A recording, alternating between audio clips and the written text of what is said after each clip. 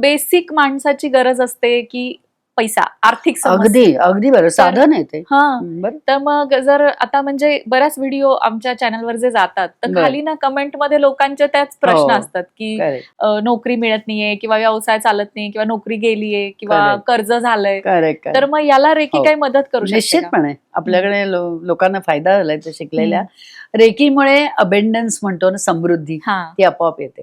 पहिली समृद्धी मन शांत झालं की पहिली समृद्धी. हम्म. मनाने शांत असलात तर शरीर शांत, मग निगेटिव्ह विचारांपासून दूर जातो, कॉन्फिडन्स लेवल वाढते हम्म. की मी हे करू शकते माझ्या आयुष्यात.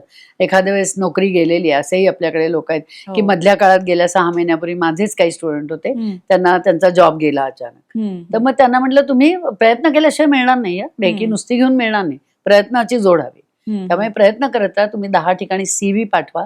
4 इंटरव्ह्यू आले तर 4 इंटरव्ह्यूला जाताना तुम्ही रेकी द्या की मला 4 इंटरव्ह्यू माझे झालेले आहेत, त्यातला एक मला आज जॉब मिळालेला आहे. हे पॉझिटिव्ह थिंकिंग रेकीमुळे वाढतं आणि ते ठेवलं.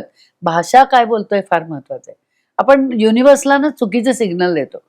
10 ठिकाणी मी CV पाठवले, 10 ठिकाणी मी मला अजून 2च इंटरव्ह्यू झाले पण होतच नाही असं म्हणायला लागल्यावर मी म्हटलं फक्त भाषा बदला आजपासून. तुम्ही करताय ते बरोबर करताय. CV पाठवले, 2-4 इंटरव्ह्यू झाले, पण मनाशी संकल्प ठेवा की त्या 4 मधला एक इंटरव्ह्यू माझा क्रॅक झालाय आणि मला तो जॉब मिळालेला आहे. आणि त्या लोकांना मिळालेले जॉब मला घरी पेढे अरे घेऊन बापरे. आलेले की तुम्ही म्हणालात मावशी सांगितल्यापासून आम्ही तसं सुरू केलं. कारण पॉझिटिव्ह बेसिकली सगळं पॉझिटिव्ह. बरोबर. डिवाइनला निगेटिव्ह आपण सिग्नल देतो, होतच नाही मग कधीच होणार नाही. हम्म. म्हणून नेहमी चांगलं बोलावं, वाचा सिद्धी प्राप्त होईल. आपल्याबद्दलही चांगलं बोलावं, लोकांबद्दलही तुझं सगळं ठीक होईल, चांगलं होईल हे म्हणत राहिलात तर एक दिवस वाचा सिद्धी प्राप्त होईल. तर ह्यामुळे पहिलं गोष्ट ते आहे. हम्म. तर समृद्धी पण येते, कारण तिथे असंही नाही की आजला हे जायला थोडासा वेळ जायला लागतो, पण मला एक पुढच्या महिनाभरात मला जॉब मिळालाय, हातात आलाय बेस्ट जॉब, हे जर तुम्ही संकल्प ठेवला तर ते येतं, अक्षरशः येतं. It comes to you. कारण बरोबर. ती तुम्ही केलेली प्रार्थना आहे त्याच्यात ना. हम्म. रेकीमध्ये आपण देवाला त्या शक्तीला प्रार्थनाच करतोय ना. म्हणजे कॉस्मिक त्यासाठी एनर्जीला आपण स्वतः रेकी करायला पाहिजे की म्हणजे घ्यायला पाहिजे कसं? स्वतःला घ्यायला पाहिजे. ही अच्छा. सगळी चक्र आहेत फार महत्वाची. मूलाधार चक्रावर जास्त, कारण तो सर्व्हायव्हल इश्यू आहे. जेव्हा तुम्हाला तुमचा जॉब गेला की पहिलं सर्व्हायव्हल म्हणजे मूलाधार चक्र डळमळीत होतं.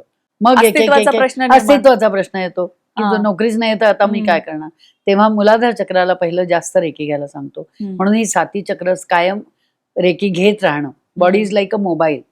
ऍक्टिव्हेशन मी करून देते चक्रांचं, पण मोबाईल जसा चार्ज करायला लागतो तसं रोज कंपल्सरी आम्ही सांगतो आणि म्हणजे करतात. रुटीन मध्ये रुटीन मध्ये 15-20 मिनिटं आपल्याला द्यायची असतात फक्त दिवसभर.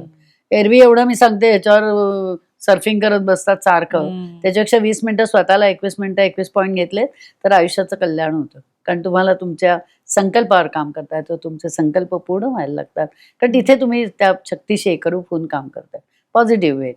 त्यामुळे ते सर्व्हायव्हल इश्यू पहिला. कुठेतरी रिलेशनशिप मध्ये प्रॉब्लेम, हार्ट चक्र ब्लॉक करून टाकतात.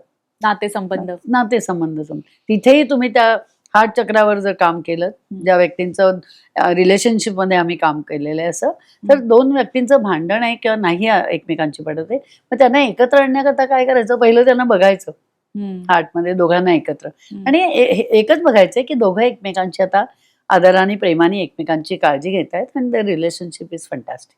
डिवाइन बॉन्डिंग त्यांच्यामध्ये होतं जेव्हा तुम्ही त्यांना रेकी देता ते, आणि तेही लोकांना खूप चांगले अनुभव. असा एखादा आहे का अनुभव तुमच्या आठवणीत? रिलेशनशिप मध्ये आहे ना. अगदी माझ्याच स्टुडंटचं एक उदाहरण सांगते. तिने फर्स्ट सेकंड थर्ड वगैरे माझ्याकडे झालं आणि मग तिने मला सेकंड डिग्रीला विचारलं रिलेशनशिपवर काम करता येतं का, तर म्हटलं हो.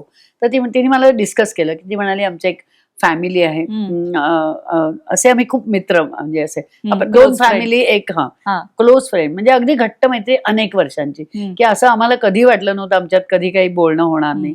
काहीतरी असं घडलं आणि अचानक आमचे संबंध एकदम दुरावले आणि मग त्यांनी पण संबंध हे झाले, आमच्याकडे नाही झालं.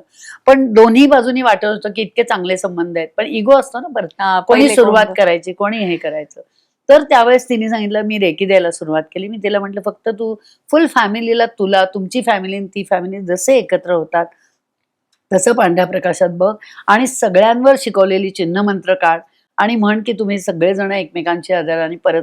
आणि एक काम सांगितलं होतं पहिलं की तुमच्याकडनं तू म्हण की आमचं काही चुकलं असलं तर माफ करून टाका. आम्ही पण तुमचं काही झालं असं तर फॉरगिव्ह करतो, कारण ते फॉरगिव्हनेस इज व्हेरी इम्पॉर्टंट. क्षमा करायला मन तयार होत नाही.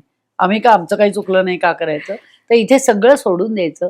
परत जर तुम्हाला एकत्र यायचंय तर दोन्ही फॅमिली आणि तू त्यांच्याशी बोलत जा त्या फॅमिलीशी की सॉरी आमचं काही चुकलं असलं आमच्याकडनं तर आम्ही अगदी खरोखरच आम्हाला माफ करून टाका, पण आमची इच्छा आहे की आपण परत एकत्र यावं. आणि हे सगळं तू त्यांच्याशी बोलत जा. तू असं रेकी देत राहा. आणि तिने मला असं केलं, मी 11 दिवस रेकी दिली. नियमित हे बघायची रोज सकाळ संध्याकाळ, कारण आतून वाटत होतं त्यांनाही वाटत असणारच आहे. तर ते पोचायचं तिथपर्यंत. आणि एक दिवस ती म्हणाली 7 वाजता सकाळी बेल वाजली आणि अचानक फुल फॅमिली आमच्या दारासमोर उभी. आणि जे मी त्यांच्याशी बोलायची रेकी देताना तेच सगळं ते मला बोलायला लागले की सॉरी आमचं काही चुकलं असलं तर प्लीज माफ करा, पण आम्हाला आता काही चैन पडत नाही, आपण पुन्हा एकत्र येऊ. आणि इतकं छान म्हणाली की खूप छान अनुभव होता तो. मला असं ऐकताना पण एकदम खूप छान. म्हणजे मला तर ते ऐकताना इतकं मस्त वाटलं की आपण सांगितलं तसं केल्यावर होतंय. आणि अनेक आहेत असे पुष्कळ अनुभव. ते पुस्तक ग्रंथ होईल माझा, पण तेवढं लिहायलाच वेळ मिळत नाही. पुढे बघूयात आता काहीतरी. 80% एक पुस्तक लिहून झालंय. नुसतं प्रत्येक पॉडकास्ट मध्ये म्हणते झालंय, पुढे आमच्या शुभेच्छा की लवकरच एखादं छान पुस्तक घेऊन. नक्की नक्की नक्की. आता रिलेशनशिप झालं, आता आपण थोडंसं लहान मुलांकडे वळूया. त्यांचे जे प्रश्न असतात आता हल्ली तर खूप वाढलेत लहान मुलांचे प्रश्न, तर त्याला मग रेकी आपल्याला मदत करते. हो चिक्कार